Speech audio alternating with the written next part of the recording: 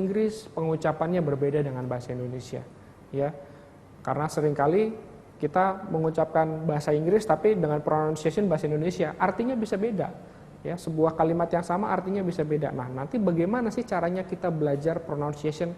Apa sih ketika kita misalnya kalimat put atau cut? Nah, sama-sama tulisannya 3 kata, sama-sama tengahnya kenapa yang satu put, yang satu cut. Nah, kita akan menjelaskan bagaimana sih teknik tersebut.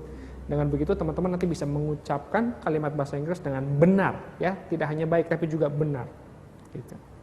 Nah, setelah Anda mempelajari 3 metode English Revolution, mungkin juga Anda masih bertanya-tanya, apakah saya bisa berbicara bahasa Inggris? Sebenarnya bisa. Nah, namun kita tahu dalam pengalaman kami mengajar bahasa Inggris selalu ada penghambat psikologis, ya. Jadi sudah bisa, TOEFL-nya sudah bagus, grammar-nya sudah bagus, vocabulary-nya sudah lengkap, tapi ada tetap perasaan rasa takut. Nah, makanya kami di English Revolution melakukan sebuah gebrakan dengan menggabungkan pembelajaran bahasa Inggris dengan hipnoterapi, ya. Jadi dengan hipnoterapi kita melakukan terapi kepada psikologis dari peserta, juga kepada Anda gitu ya. Misalnya Anda punya ketakutan, mungkin banyak orang yang punya trauma, misalnya dulu pernah diketawain, mungkin pernah dimarahin oleh gurunya, mungkin pernah disalahin oleh temannya, dan itu terus mengyang-nyang di dalam kepalanya kalau misalnya mau ngomong bahasa Inggris, takut akhirnya nggak jadi. Ya, makanya kami gabungkan metode hipnoterapi dengan belajar bahasa Inggris supaya Anda dapat membuang ketakutan Anda, gitu ya. Jadi dengan metode yang cepat, dengan metode yang tepat, dan kemudian Anda juga kemudian diterapi dengan hipnoterapi, kemudian bisa bicara bahasa Inggris. Nah, sebelumnya kita akan belajar dulu tentang alasan belajar bahasa Inggris, ya. Sebelum kita masuk ke metode terapi, saya mau gali dulu nih, sebenarnya apa sih alasan kita berbicara bahasa Inggris? Secara umum, alasan itu terdiri dari 2 hal, ya. Yang pertama adalah motivasi eksternal. Motivasi eksternal ini adalah motivasi yang asalnya dari luar diri. Misalnya, kita belajar bahasa Inggris karena disuruh oleh orang tua, disuruh oleh kantor kita, atau dipaksa sama teman. Pokoknya bukan dari keinginan diri sendiri, ya. Pokoknya terpaksa, gue harus belajar bahasa Inggris gitu. Itu adalah motivasi eksternal. Sedangkan motivasi yang kedua adalah motivasi internal. Nah, motivasi internal itu adalah motivasi yang munculnya dari dalam diri. Sebuah keinginan yang ada dari dalam diri. Misalnya, saya ingin bisa bahasa Inggris supaya kuliah saya bisa bagus, saya bisa belajar dari buku-buku bahasa Inggris, ya. Saya bisa keluar negeri. Itu motivasi internal. Saya ingin berkembang, saya ingin tumbuh, saya ingin bisa berteman dengan orang-orang lain. Nah, secara penelitian motivasi internal itu lebih kuat daripada motivasi eksternal. Jadi teman-teman, bagi yang motivasinya masih eksternal, coba digali dulu ke dalam diri. Kira-kira apa sih manfaatnya saya bisa belajar bahasa Inggris? Seperti yang kita sudah ucapkan di depan, ya. Jadi kalau eksternal tuh kesannya harus, kalau internal itu adalah butuh. Ketika teman-teman merasa butuh berbicara bahasa Inggris, maka motivasi teman-teman lebih kuat. Gitu ya. Nah, sekarang kita mulai masuk nih. Bagaimana sih caranya kita membuang rasa takut ke dalam diri kita? Nah, kita lihat gambar ini dulu, ya. Kita ngomongin tentang psikologi. Nah, ini gambar apa? Ini adalah gambar gunung es, ya. Nah, seperti yang teman-teman lihat, bahwa gunung es itu puncaknya atau ujungnya itu yang di atas permukaan laut itu terlihat hanya kecil, ya. Di atas permukaan laut kesannya, jadi gunung es itu kecil. Ternyata enggak. Kalau kita masuk ke dalam permukaan laut itu, gunungnya itu masih besar sekali. Di bawah permukaan laut itu yang tidak terlihat itu gunungnya besar sekali, ya.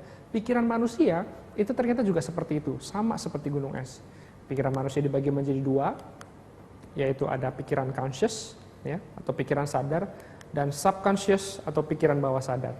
Mungkin pernah dengar, ya, mungkin pernah nonton di TV, mungkin acara Romy Rafael, acara Uya Kuya yang hipnotis itu gitu, ya, mungkin pernah dengar gitu. Tapi bagi banyak orang yang belum mereka ketahui ternyata adalah proporsinya. Pikiran sadar kita dalam hidup itu hanya berperan 12%. Dan pikiran bawah sadar itu berperan 88%, ya.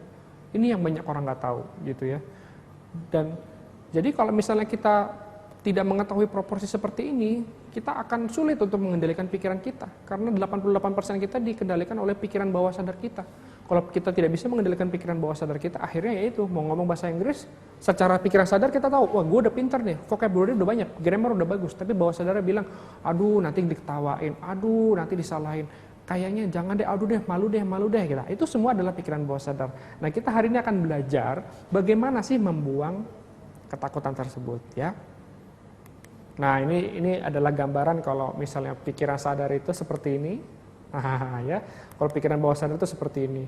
Nah jadi proporsinya memang sangat jauh sekali. Pikiran sadar itu seperti orang yang kurus ya, orang yang lemah gitu ya. Sedangkan pikiran bawah sadar itu udah seperti orang-orang yang keker dan dia orangnya ada banyak gitu ya. Dan jadi pikiran sadar selalu kalah dengan pikiran bawah sadar.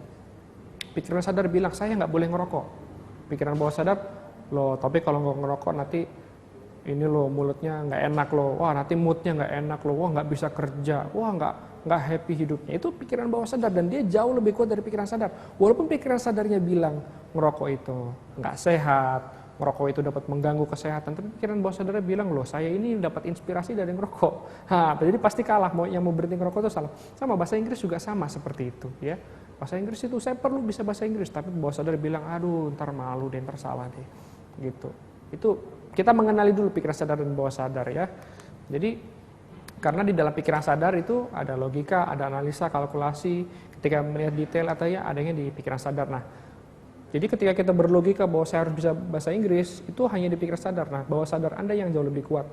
Di situ ada memori, ingatan dulu Anda tentang belajar bahasa Inggris, ada values. Oh, orang Amerika tuh misalnya orang yang jahat misalnya, atau dulu Belanda adalah orang yang jahat misalnya, itu adalah value-value yang tersimpan sehingga kita mungkin secara tidak sadar tidak mau belajar bahasa Inggris. Ada lagi belief system. Nah, belief system ini juga ada orang yang keyakinan, aduh aku nggak bakat bahasa Inggris. Aduh aku ini kayaknya mulutnya nggak cocok deh buat ngomong bahasa Inggris gitu ya, karena medok ya aku ya. Atau mungkin bagi orang Sunda atau bahasa lain ya, mungkin akhirnya ketika ngomong bahasa Inggris jadi nggak compatible gitu ya. Gitu. Ada lagi self image, ada karakter, ada emotion. Nah, perasaan itu juga adanya di subconscious.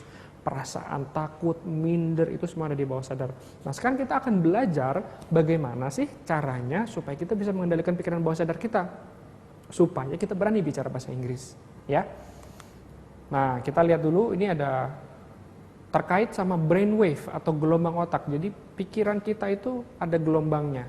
Ketika pikiran kita ada gelombangnya, dan gelombang itu juga ternyata ada kategori-kategorinya. Kategori